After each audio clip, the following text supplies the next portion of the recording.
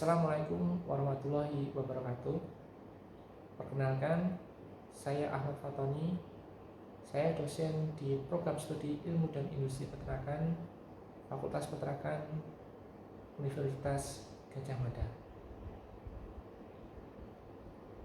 Pada kesempatan kali ini, perkenankan saya untuk menyampaikan gambaran deskripsi diri, terutama dalam bidang pengajaran.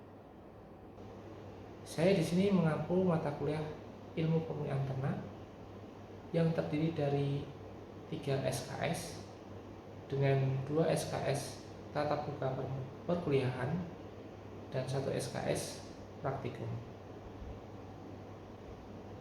Mata kuliah ini terdiri dari 14 kali pertemuan dengan durasi 100 menit setiap pertemuannya.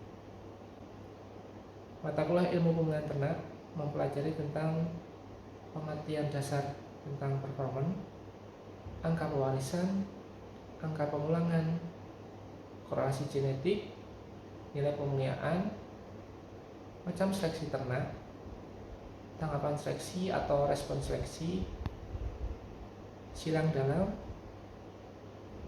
macam dan metode persilangan, dan yang terakhir mempelajari mengenai permasalahan dan kebijakan pemerintah tentang pemeliharaan ternak di Indonesia.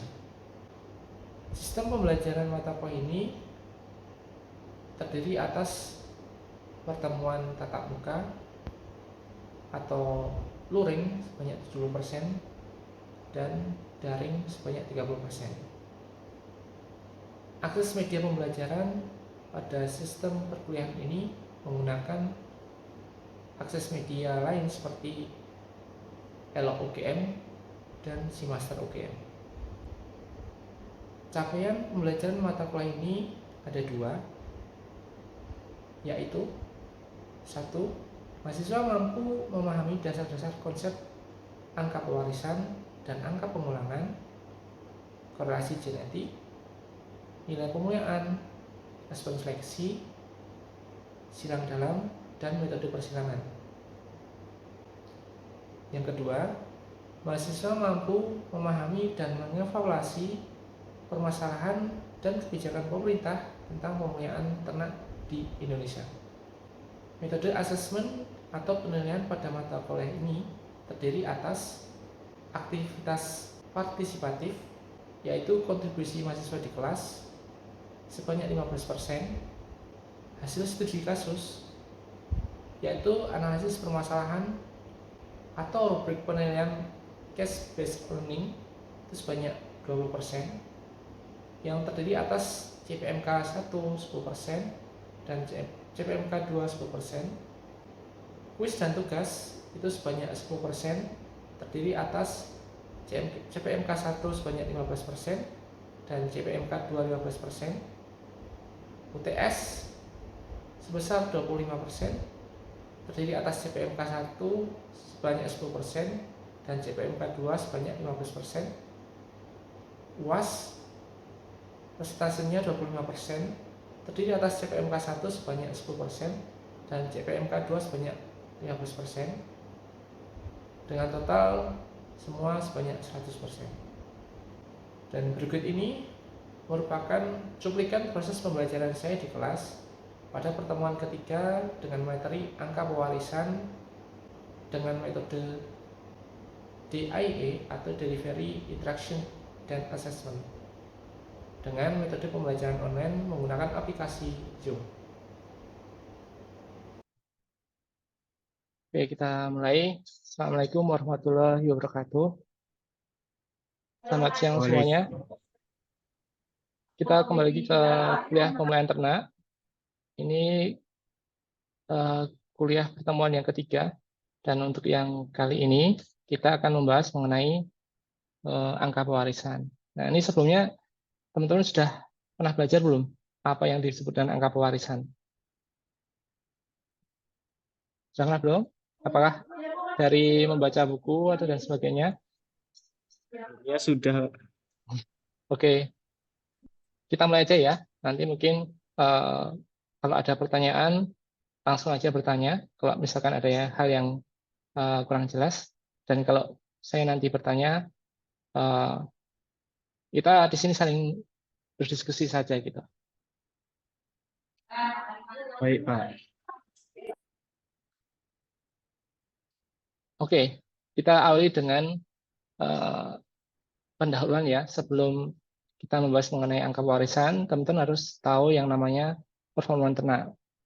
Seperti teman-teman ketahui, performa ternak itu terdiri dari faktor genetik dan lingkungan. Dan kadang-kadang nanti juga ada yang disebut dengan interaksi genetik dan lingkungan. Nah, genetik itu apa sih? Faktor genetik itu ya faktor yang sudah diturunkan dari tetua ya. Kalau di ternak itu diturunkan dari tetua ke anaknya. Ya kalau kita ya diturunkan dari orang tua kita. Kemudian kalau lingkungan itu biasanya juga disebut dengan faktor kesempatan. Itu faktor yang mempengaruhi performa di luar faktor faktor genetik seperti pakan, suhu, penyakit, manajemen dan sebagainya.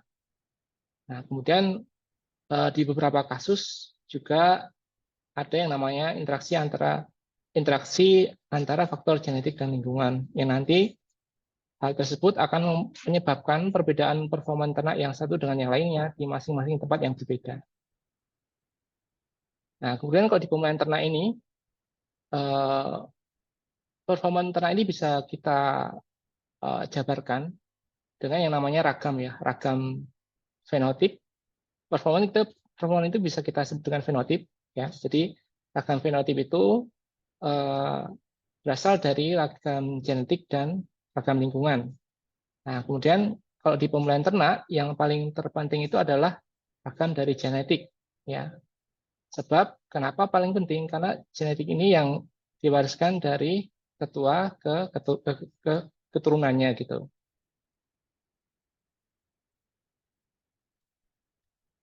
Kemudian yang selanjutnya ini apa yang disebut keragaman. Nah, untuk memulai sebelum kita masuk lebih lanjut ke dalam materi pada siang hari ini, saya akan bertanya dulu apa yang disebut dengan keragaman. Ada yang bisa menjelaskan? Mungkin dari Di Agus. Silakan. Kalau dari saya keragaman itu berbagai-bagai jenis-jenis dari makhluk hidup yang berbagai macam gitu, Pak. Mungkin. Berbagai macam. Iya. Berbagai macam itu seperti apa? Dari mungkin berbeda dari bangsa ataupun jenis apa spesiesnya gitu, Pak. Ya, yaitu benar ya. Jadi perbedaan satu individu dengan individu lain dalam suatu tempat ya. Kalau di istilah di ternak itu ya perbedaan suatu individu di dalam suatu populasi, misalkan sapi PO di Kebumen. Nah, itu di populasi Kebumen itu pasti ada yang namanya keragaman entah itu yang disebabkan oleh genetik maupun keragaman yang disebabkan oleh lingkungan. Ya, nanti itu kan akan kita pelajari lebih lanjut. Kemudian, nah ini contohnya seperti ini ya. Ini foto ini saya ambil pada tahun 2019 di Kabupaten Sumba Timur, NTT. Di sini banyak sekali sapi SO ya, Sumba Ongol. Kalau teman-teman melihat populasi sapi SO yang ada di sini, kira-kira ada keragaman apa tidak? Ini sapi Ada, Pak. apa? Keragamannya seperti apa? Kalau menurut Di Dari Agus? perbedaan warna, Pak. Itu ada beberapa, ada satu dua yang berbeda warnanya gitu. Apakah cuma warna? Sama tanduknya. Apakah cuma tanduk? Oke. Mungkin Dek Jidan, silahkan. Kalau saya izin masuk ya Pak, Iya, silakan. di sini saya ada melihat mungkin keragaman mengenai BCS-nya, body condition sensor, yang ada itu kayak ada yang memang benar-benar BCS-nya mungkin lebih dari 3 dan juga di sini tampak sekilas ada yang mungkin BCS-nya itu sekitar kurang dari 3 gitu Pak. Mungkin itu. Ya, selain BCS ada lagi? Ada lagi nggak selain BCS? Oke, benar semua ya. Jadi sebenarnya keragaman itu nggak cuma itu aja deh. Dari banyak sekali apa ya sifat yang dari ternak itu yang bisa kita amati keragamannya. Misalkan ya seperti tadi itu ya BCS itu kan kayak ukuran tubuh, bobot badan, kemudian dari apa namanya tadi itu sifat kualitatifnya dari penampakan luar itu sangat beragam sekali. Bahkan saat antara satu ternak dengan ternak yang lain tuh tidak ada yang apa ya istilahnya benar-benar mirip kan. Seperti manusia juga itu kan walaupun dia kembar pasti akan ada perbedaan kan antara anak yang satu dengan yang lainnya. Nah, di ternak pun seperti itu. Antara ternak yang satu dengan yang lain di dalam suatu populasi itu mesti banyak perbedaan yang terjadi gitu. Nah, kalau misalkan yang kasus ini ya mungkin ini apa banyak seperti tadi itu ada perbedaan ukuran tubuh, ada perbedaan bobot badan, dari segi kualitatifnya penampakan luar ada mungkin panjang tanduknya, bentuk bentuk fisik dan sebagainya. Setelah kita mendapati kasus tadi ini, nah kita belum tahu nih, nah keragaman yang terjadi di populasi ini itu apakah terjadi karena dia genetik atau karena lingkungan gitu. Entah yang seperti tadi saya bilang tadi itu keragaman misalkan keragaman ukuran tubuh ataupun berat badan yang ada di populasi itu akibat dari faktor genetik atau faktor lingkungan. Kita belum tahu kan. Makanya perlu yang namanya angka pewarisan atau heritabilitas.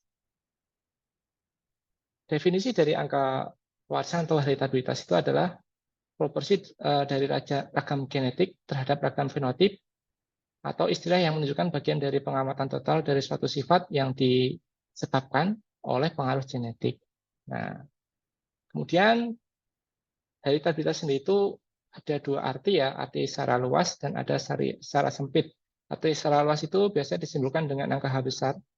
Itu keragaman total yang total ragam genetik total dibagi dengan ragam fenotipik. Ya. Ragam genetik itu ada ragam genetik aditif, dominan, dan epistasis. Kemudian yang fenotip itu ada gabungan dari ragam genetik dan lingkungan. Kemudian setelah berjalannya waktu, itu untuk angka pewarasan ini yang paling terpenting itu adalah ragam dari genetik aditif ya, bukan genetik total tapi genetik aditif. Kenapa ragam genetik aditif itu penting? Karena ragam genetik aditif itu yang diturunkan langsung dari kedua tetua kepada keturunannya gitu. Sehingga muncullah arti heritabilitas dalam arti sempit, yaitu ragam total dari genetik aditif per fenotipik. Kemudian untuk yang nilai heritabilitas secara teori itu dari 0 sampai dengan 1 ya, tapi nilai 0 maupun 1 itu tidak akan mungkin terjadi di dalam kenyataannya. Karena nggak mungkin kan, tidak ada genetik yang diturunkan dari tetuanya ataupun anak itu genetiknya benar-benar diturunkan dari tetua 100%. Jadi mirip mirip 100% terhadap tetuanya kan nggak mungkin. Nah, ini nanti ada beberapa faktor yang mempengaruhi. Misalkan untuk angka pewarasan ini, misalkan nanti angkanya lebih dari 1 itu ada beberapa faktor yang akan berpengaruh di kejadian itu. Kemudian untuk yang heritabilitas ini dikelompokkan ketiga subkelompok ya, yaitu kelompok nilai heritabilitas rendah itu kurang dari 0,1, heritabilitas sedang itu dari 0,1 sampai dengan 0,3, kemudian untuk yang heritabilitas tinggi itu lebih dari 0,3. Nah, kemudian misalkan ya tadi itu dalam di lapangan estimasi heritabilitas misalkan lebih dari 1 ya, atau bahkan minus. Biasanya kadang minus juga. Itu faktor penyebabnya ada beberapa, yaitu misalkan salah dalam menentukan data itu apakah misalkan data saudara tiri itu digunakan untuk menghitung analisis untuk data saudara kandung misalnya. Itu nanti kan metodenya akan berbeda. Sehingga data yang kita ambil terus benar-benar kita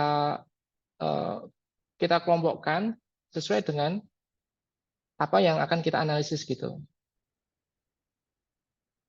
Kemudian metode statistik itu juga akan berbeda-beda antara data saudara tiri maupun saudara kandung itu juga akan berbeda-beda. Kalau saudara kandung nanti kita menggunakan nested biasanya, untuk yang saudara tiri biasanya menggunakan ANOVA biasa ya, ANOVA searah gitu. Kemudian yang faktor selanjutnya juga bisa populasinya terlalu kecil. Nah ini bisa menyebabkan perhitungan heritabilitas juga kadang-kadang bisa lebih dari 1 atau minus gitu biasanya. Dan yang kalau populasi kecil itu yang akan berpengaruh adalah akurasinya. Biasanya kalau populasinya itu yang kita gunakan itu kecil, biasanya akurasinya akan semakin kecil juga. Nah, semakin tinggi populasi yang akan kita gunakan, nanti tingkat akurasinya juga akan semakin tinggi.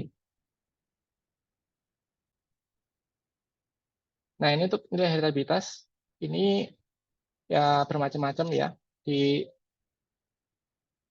Entah itu nilai sifat produksi maupun sifat reproduksi itu sedikit berbeda.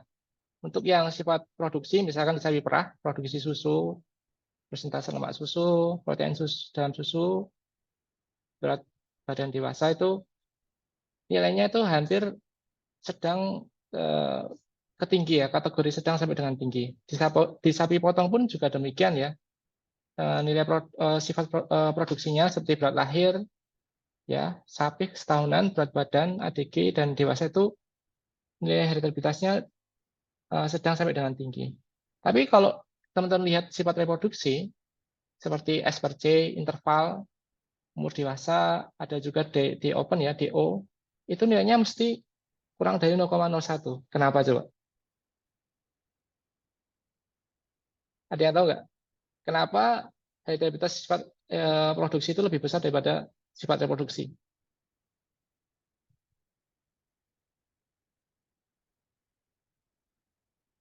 Karena di dalam sifat reproduksinya itu, di sifat reproduksi itu banyak faktor yang berpengaruh selain faktor genetik. Sifat reproduksi itu sebagian besar kan dipengaruhi oleh keterampilan dari inseminator kan, ya kan? S per C, S per C lebih dari 1. Itu bisa disebabkan oleh pengalaman dari inseminator. Apakah dia sudah jago, apa tidak, itu kan juga bisa menyebabkan S per C-nya tinggi. Nah, itu juga dari S per C itu nanti akan berpengaruh misalkan interval beranak, ya enggak? Ada berpengaruh juga dengan D open, ya, dengan sifat reproduksinya lain. Sehingga kenapa sifat-sifat reproduksi itu nilainya lebih sangat sangat kecil ya, bahkan itu ya karena memang banyak faktor di luar, khususnya faktor lingkungan, faktor manajemen itu yang mempengaruhi performa dari sifat-sifat reproduksi ternak. Nah, itu kenapa nilai heritabilitasnya sangat kecil. Nah, karena sangat kecil itu, kesempatan kita untuk meningkatkan mutu genetik ya, khususnya di sifat reproduksi, itu sangat susah sekali dibandingkan dengan sifat produksi. Nah, ini sifat reproduksi ini yang baru saya pelajari sekarang ya. Nah, ini beberapa metode untuk penaksiran heritabilitas ya. Yang pertama ada regresi anak terhadap tetua. Ini untuk masing-masing sifat dapat diukur dari kedua tetuanya, ditaksir langsung dari regresi anak terhadap tetua. Jadi keuntungan dari metode ini itu memberikan taksiran heritabilitas yang efektif, yang hampir tidak menyimpang, hampir seperti percobaan seleksi. Tapi untuk menggunakan metode ini, recordingnya harus benar-benar lengkap ya, karena kondisi dari anak dan tetua ini harus sama. Misalkan mau menghitung berat sapi, heritabilitas berat sapi anak terhadap tetua dan metode regresi itu, kedua data dari masing-masing berat sapi anak maupun tetua itu harus ada semua gitu ya. Contohnya seperti ini. untuk studi kasus di pemeliharaan ya, ini regresi anak terhadap pejantan, di mana suatu percobaan ada 17 ayam jantan ditimbang pada umur 8 minggu dan kemudian dikawinkan dengan ayam betina secara acak. Kemudian keturunan dari jantan itu ditimbang pada umur yang sama 8 minggu dan rata-rata beberapa keturunan dari data pejantan dibandingkan dengan berat dari pejantan itu sendiri. Nah, ini bisa dihitung ini heritabilitasnya. Ya, ini datanya seperti ini ya. Jadi ada pejantan, ada keturunan pada umur 8 minggu ya. Jadi ya recordingnya harus lengkap kan, harus ada pejantan, data pejantan umur 8 minggu, pada umur 8 minggu dan data keturunannya pada umur 8 minggu. Ini di lapangan walaupun simpel seperti ini di lapangan sangat susah deh. Terutama untuk ternak-ternak besar. Tapi mungkin untuk unggas mungkin akan lebih mudah didapatkan untuk data seperti ini. Ini yang perlu teman-teman hitung ada apa? Ada N, ada sigma X, ya, sigma X kuadrat, sigma Y, dan sigma XY. Ini masing-masing bisa dihitung. X itu untuk pejantan dan Y itu untuk keturunan. Dihitung masing-masing jumlahnya. Kemudian selanjutnya teman-teman menghitung ragam dari X ya. Ragam dari X dihitung. Ini kan samanya dengan rumus jumlah kuadrat itu ya. Jumlah kuadrat dari X. Kemudian nanti setelah ketemu, selanjutnya menghitung kovariansi dari XY. Kemudian menghitung ini koefisien BX ini. Dan nanti untuk heritabilitas rumusnya 2 kali BX. Kenapa dikalikan 2? Karena memang kalau dari regresi anak terhadap tetua ini kan langsung jadi. Untuk yang tetua itu kan hubungan tetua dan anak itu kan dia menurunkan genetiknya setengah kan. Sehingga kenapa dikalikan dengan 2? Karena kovarian XY ini nilainya setengah dari ragam aditif ya. Karena kalau dimasukkan sehingga BX itu sama dengan setengah dari ragam aditif per ragam X. Nah, kalau dikeluarkan berarti kan BX itu sama dengan ragam aditif per 2 kali ragam X. Sehingga kalau ragam aditif per ragam X ini itu adalah heritabilitas. Sehingga kalau kita keluarkan ke samping, heritabilitas itu sama dengan 2 kali BX ya, BX ini. Makanya itu kalau di rumus regresi ini itu pasti dikalikan dengan angka 2. Nah, kemudian yang sekarang keakuratan estimasi nilai heritabilitas ya. Ini misalkan contohnya hasil perhitungan heritabilitas bobot sapi PO Kebumen dan sapi PO di Kulon Progo masing-masing adalah sebagai berikut. 0,23 plus minus 0,10 dan 0,30 plus minus 0,33. Kira-kira bagus yang mana? Silahkan yang menjawab. Bisa menjawab siapa? Ada yang bisa menjawab?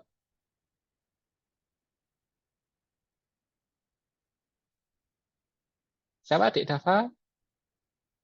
Adik Agus? Izin menjawab, Ya, silahkan. kalau berdasarkan hasil perhitungan heritabilitas lebih bagus yang Kulon Progo berarti ya Pak, karena hasilnya itu lebih tinggi. Jadi genetik yang diturunkan kepada keturunannya nanti akan lebih banyak proporsinya. Mungkin seperti itu. Oke, terima kasih. Ada jawaban lain? Ada jawaban yang berbeda? Izin masuk Pak. Ya, silahkan Dek Idan. Kalau saya mungkin yang Kebumen ya Pak.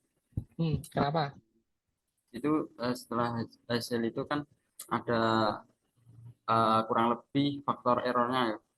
Itu yang Kebumen itu hanya 0,1%, sedangkan yang untuk Kulon Progo itu memiliki error atau angka error, nilai error itu sebanyak 0,3%. Mungkin Ya. itu Pak. Ya, bagus semua ya jawabannya ya. Tapi apa sih yang dimaksud di sini 0,1 sama 0,33 itu? Itu nilai apa sih?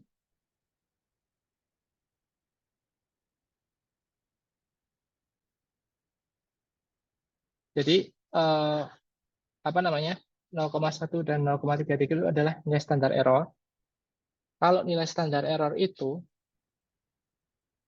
lebih dari nilai elektabilitas, maka hasil analisis yang kita lakukan itu hasilnya kurang akurat. Sehingga dalam konteks ini, walaupun mungkin di kulon progo itu nilai elektabilitasnya itu besar ya, 0,3, tapi dia SE-nya itu tinggi, 0,33. Sehingga hasil 0,03 ini jadi akan lebih jadi tidak berarti lagi karena memang di situ errornya lebih tinggi ya. Sedangkan untuk yang di Kebumen dia mungkin cuma 0,23 tapi SE-nya dia lebih kecil sehingga nilai akurasinya itu akan semakin lebih tinggi gitu karena errornya kecil. Sehingga dalam konteks ini ketika teman-teman ditanya apakah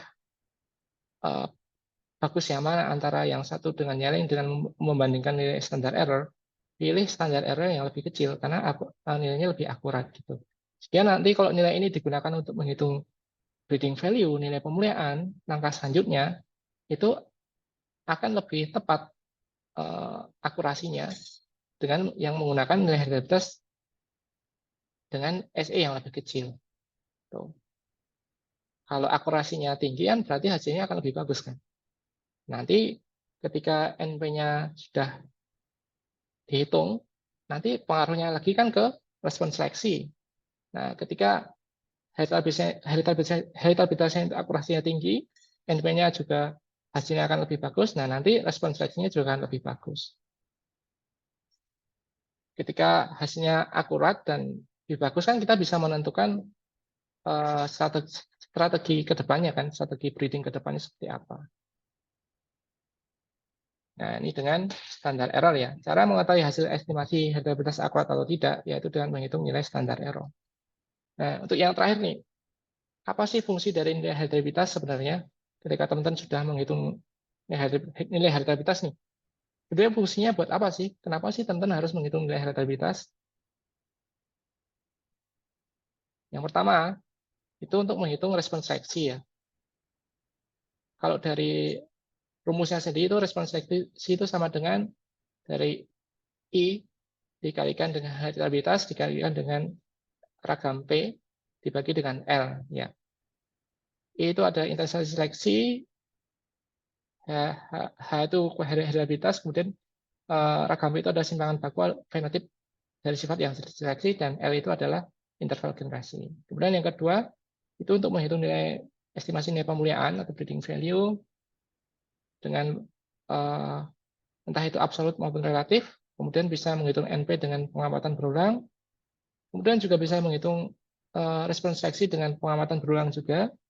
Dan yang terakhir bisa menghitung estimasi respons seleksi secara tidak langsung atau terkorelasi. Ya, ini beberapa fungsi dari nilai heritabilitas itu kegunaannya seperti apa ya ini untuk menghitung respons seleksi dan nilai pemuliaan.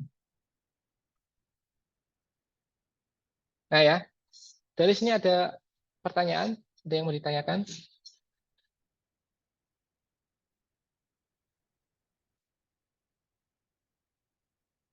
Kalau tidak ada pertanyaan, ini untuk mengevaluasi kuliah pada hari ini, saya akan memberikan tugas di Elok ya, di kelas ilmu pemulihan ternak. Nanti teman-teman bisa dicek sendiri. Itu ada 5 soal. Untuk waktu pengerjaannya 1 minggu.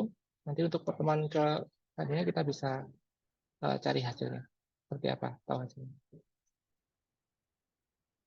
Oke, terima kasih ya teman-teman atas waktunya. Kita akhiri pertemuan pada hari ini. Assalamualaikum warahmatullahi wabarakatuh. Waalaikumsalam warahmatullahi Waalaikumsalam wabarakatuh. warahmatullahi wabarakatuh. Terima kasih, Pak. Terima kasih, Pak. Ya. Nah, demikian tadi merupakan cuplikan proses pembelajaran di mata kuliah ilmu pemulihan ternak secara daring atau online. Sekian yang dapat saya sampaikan. Semoga video ini bermanfaat.